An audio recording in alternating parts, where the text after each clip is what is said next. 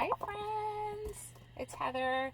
I'm coming to you from the tank, the hyperbaric chamber, and what I have on my face is called a face tent, and it delivers the oxygen right here.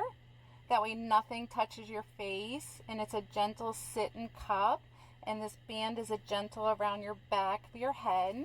And what we use this for is anyone who has ever had any kind of face surgery, nose surgery. We get a lot of rhinoplasties, a couple other things that I'll talk in other Testimony Tuesdays. But what I want to share with you is a gal who went and had face surgery, and she knew it was a little bit risky because of her age and her long history prior to surgery of smoking. So what that does, it kind of like inhibits blood supply to where they're going to cut in and reconstruct. So she still went.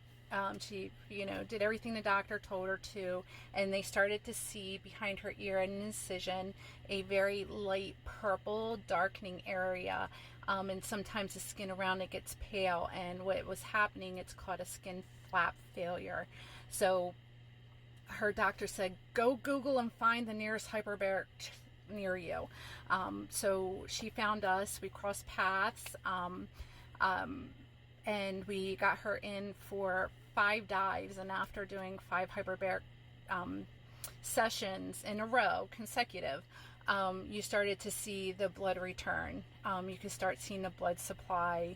Luckily, she didn't lose any tissue. She got in here immediately, so we were able to help her salvage that skin, which was great. And then of course this lovely lady continued to do hyperbarics, because then it started to reduce all the scar tissues, because you're forcing oxygen and plasma to that tough tissue that's been traumatized. So she did it for that, and now she's coming for personal general wellness, and she comes once a week for hyperbarics. But she looks fantastic. You would never know that she had a facelift. So what's the reason for that? What's the purpose? How does hyperbarics help to save tissue that's been traumatized? So it enhances the oxygen delivery. 100% oxygen under increased pressure, significantly raising the oxygen levels in the blood and tissues. This boosts oxygen availability directly to the ischemic tissue of the flap. And what ischemic means, it just lacks blood flow, which is critical for survival. If you don't have oxygen, it dies off, right? So also another thing is it promotes angiogenesis, which you've heard me talk about before, but that's the formation of new blood vessels. So it helps to recreate the blood vessels that have been sliced into and traumatized during the surgery.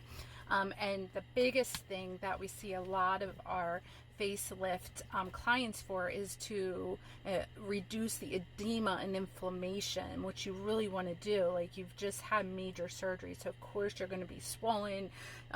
You're going to have a lot of fluid pocketing in areas. So hyperbarics, it just increases that oxygen, reduces the swelling, the inflammation around the flap, relieving the pressure on the blood vessels and improving circulation in that tissue. Because if you're swollen and you got full of fluid, it's clamping down on those vessels that really need to be providing growth factors and collagen and oxygen to that tissue.